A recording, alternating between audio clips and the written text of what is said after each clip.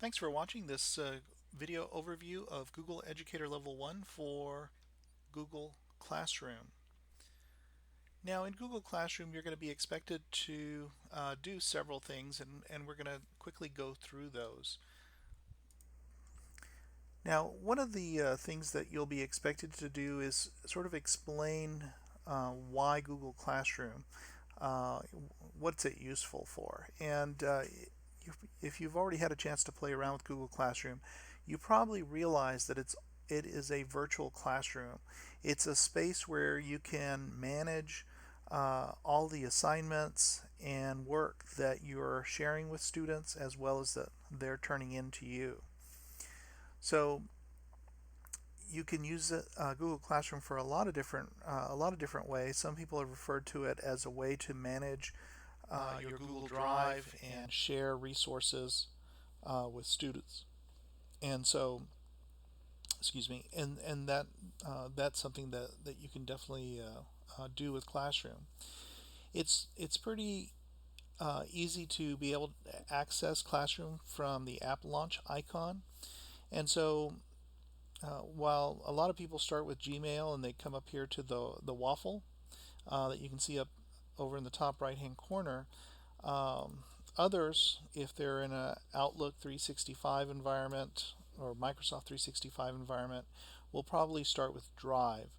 And again, what you can do is just remember that when you're working with Google Drive, the waffle is still going to be there up in the top right hand corner. And you can come up here and click on Google Apps. That's that waffle. And you'll have access to all of your tools, but the one tool that of course that you're looking for is Classroom. And it has, this is what the icon looks like, so you can very easily get to it. So if I click on that icon, it's going to take me to the classroom.google.com address. So essentially what that means is that you can just quickly type in classroom.google.com and you will end up in the same place as if you'd come to the waffle and clicked on Classroom. So pretty straightforward and easy. Go ahead and close those two windows. And now when you're just starting out, when you're just joined Google Classroom, it's important that you be logged in with your G Suite EDU account. I don't know if you noticed, but I actually have my personal account, my Gmail account working, and then I also have my TCA training account. That's my G Suite education account. So you're going to get access to just different kinds of information that you're going to see, but make sure that you are logged in with your account. What I like to do is sort of customize my icons so that it just shows up that way. Now, when I click on the plus symbol, I'll have the option to either join a class or create a class. Now, if I'm joining a class and joining it as a teacher, I will probably be invited as a teacher. So join class often means that you're joining a class as a student. If I click on create class, this will allow me to create a class from scratch, and a lot of this information is really optional, the section, the subject, and the room number, but it is important that you put in the class name. And some suggest that adding a section is important because it'll make it a lot easier for you to organize your Google Classrooms over time. That means that you could have a Google Educator Level 1 for Section 1 and then another whole class for Section 2. And you'll be able to keep those separate. This might be certainly useful in secondary school where you're going to have lots of kids, a lot of different periods. Maybe you're teaching the same class just at different times of day, so those are the different sections. And of course, higher ed certainly can take advantage of this. I'm going to click Create, and this is going to create my new class. Notice it's taking a little bit.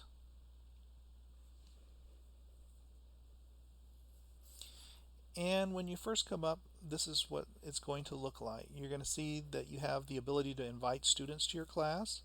You can add them via the people page, which we'll take a look at in just a moment.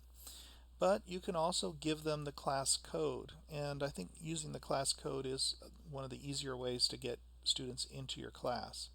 I'm going to go ahead and click on Got It. Now, as a result of recent events in 2020, uh, Google Meet is now integrated into Google Classroom. And Google Meet has not really been a part of the Google Educator Level 1, so I'm not really going to touch on this subject too much, except to say that this is something that you can turn on or off in your settings if your Google Domain Administrator has turned it on and made it available to you for teaching.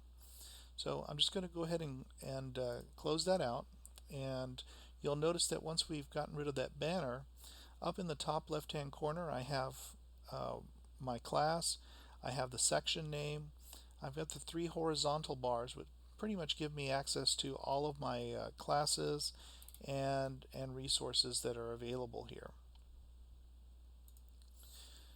When I come back over, I can see that I have a stream, and the stream is a sort of a general space where you can create announcements and sort of invite conversation with your students. You can also come over and take a look at classwork, and this is where you can actually assign work. And when we created that class in your Google Drive, the class drive folder was created. So when I click on class drive folder, I'm going to see pretty much an empty folder, but now I have this in my drive. So when I go to my drive, you can see I've got a few things here, but one of the other things that you'll see is this classroom folder. And this classroom folder is where all your students' assignments and all the resources that you're going to work with are stored. As you can see, I've got quite a few here. And probably this is the folder that was created at this time for this video. But if I were to go into some of the other folders, I might find additional content, as you can see here.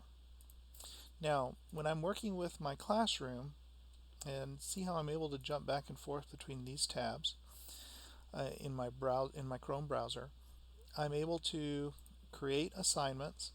And when you're going through the Google Educator Level 1 exam, they're going to tell you pretty much what to do. They're going to give you the instructions and say, you're going to create an assignment. So I would just come in and click on Assignment.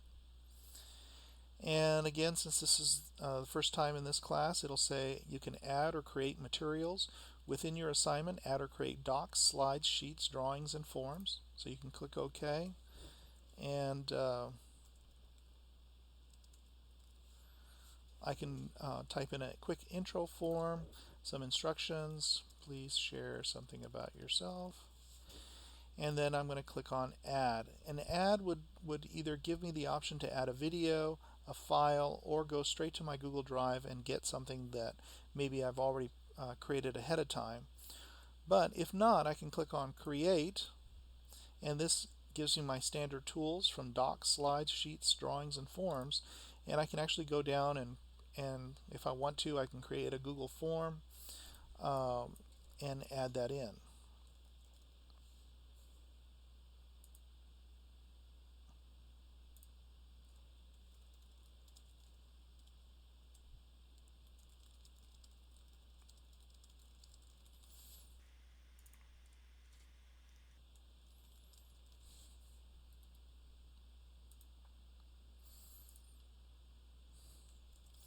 It's pretty easy to work with Google Forms. Hopefully you're familiar with it already.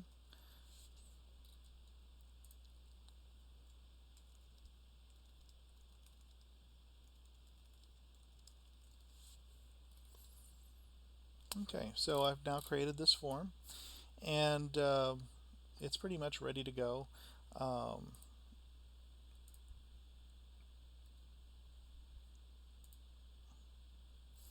Notice that I can come in and make additional adjustments. And by the way, I can also turn this form into a quiz at some point if that's what I need to do. So I've created the form. I can just come in and click on it, and that form is now ready to go. Close out those extra windows. And now I have um, what class is this for? Now, if I'm teaching multiple sections of Google Classroom, I can come in and select different classes. And I don't recall if that's an expectation in the Google Level 1 exam if you're going to assign an assignment to multiple classes, but this is where you would come in and do that. Now, you also have the option, if you have a list of students already in your class, to assign it to individual students or groups of students, or of course this option, which is all students. You can set a due date. So for example, May 28th, and then set a time.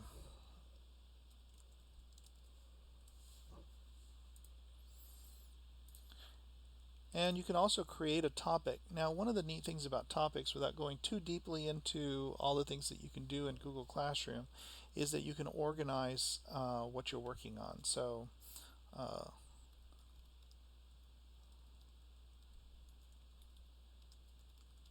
just going to call this very generically class start topics.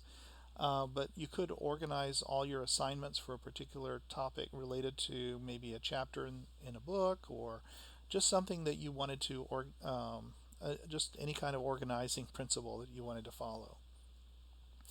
And then if you wanted to do a score with rubrics, you could do that as well.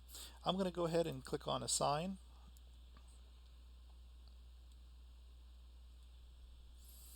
And that form is now due, and you can see when it's due. Now, if I go back to my class drive folder and go to that particular class, you'll hopefully be able to see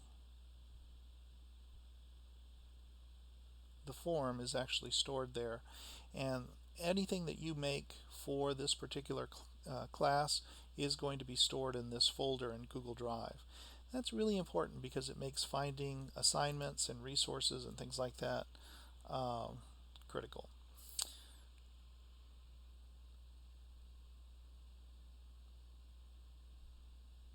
Now, if you want to add students to a class, you can come over here to the People and just click on the little person there and then type in the name of a student. I'm going to go ahead and pick on one of my co-facilitators and invite them to the class. And so now they're a student, they've been invited. They'll actually have to respond to that in their email, but they should have received an invitation and then should be able to just come right in.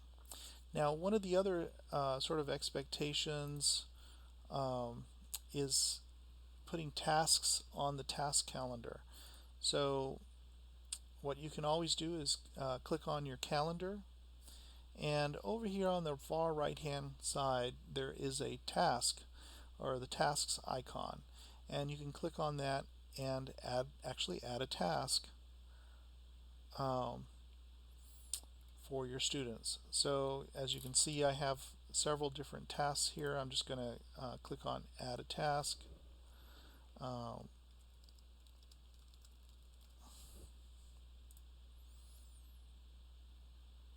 And unfortunately I accidentally clicked on the check box. But now that task is set and available. That's just some quick overview of Google Classroom and some of the things that you can do in it. Remember just to take your time and relax as you work through the Google exam, and just work your way through these pieces. One of the things that I like to do is to have a separate computer open so that I can play around with Classroom on the side, and before I actually start going through and working in Google Classroom for the exam.